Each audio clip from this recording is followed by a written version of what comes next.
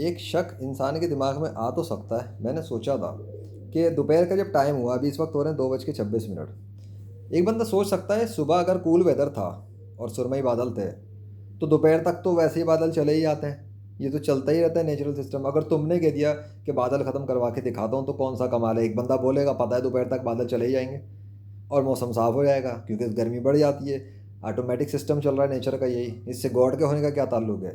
तो ये मैंने सोचा ये तो पॉसिबल है। इसका काउंटर क्या होना चाहिए? इसका काउंटर ये होना चाहिए कि जब मैंने ख़त्म करवा के दिखा दिए तो जब ख़त्म हो गया इसका मतलब वो ख़त्म हो गया सिस्टम, क्योंकि सुबह था। दोपहर में तो ऑटोमेटिक सिस्टम आ रहा है कि ख़त्म है, बादल साफ हो गए।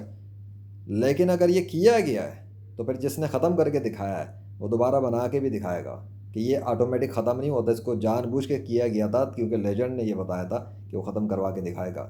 और अल्लाह ने ख़त्म करके दिखाया और फिर दोबारा बना के दिखा दिया कि लो तुम समझ रहे हो कि सिस्टम चला गया। ऐसा नहीं है, अगर अल्लाह इरादा करे तो दोबारा आ सकता है। सो लेट्स सी कि अब क्या कंडीशन है छत की। Okay, let's go.